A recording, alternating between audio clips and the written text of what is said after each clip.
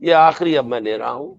کہتے ہیں کہ حضرت عمر نے حضور کے آخری دور میں جب آپ نے وصیت کے لیے قلم دوات مانگا تو یہ کہہ کر انکار کر دیا تھا کہ آپ کی صحت بہتر نہیں ہے۔ ہمارے شیعہ حضرات اس واقعے سے استدلال کر کے حضرت عمر کی شخصیت کو داغدار کرتے ہیں۔ حضور کے احترام کے اس حکم کے پس منظر میں اس واقعے کی کیا توجیہ کریں گے؟ اصل میں سب سے پہلے تو یہ کہ اس روایت کا کیا پایا ہے۔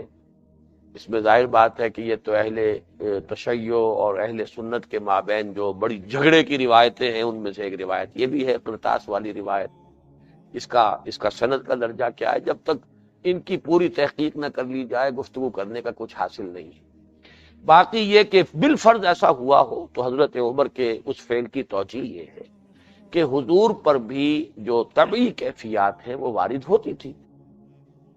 آخر جب آپ کے جسم مبارک سے خون بہت بہہ گیا تو آپ پر بے ہوشی بھی طاری ہوئی تھی، بے ہوشی طاری ہوئی تھی کہ نہیں ہوئی؟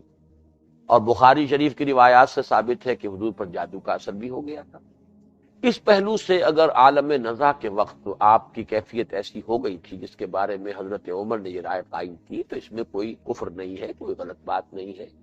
پھر یہ کہ باقی سب نے بھی اس کو تسلیم کر لیا، یہ تو گویا کہ اجماع ہو گیا، ورنہ تو اسی وقت پٹمول ہو جاتا۔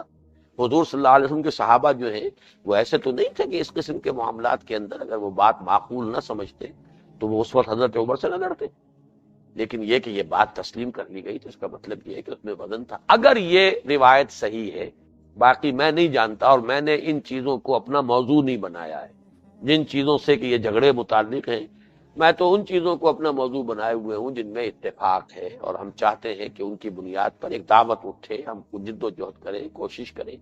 یہ جھگڑے تو نہ مکے ہیں نہ چکے ہیں، نہ مکیں گے نہ چکیں گے۔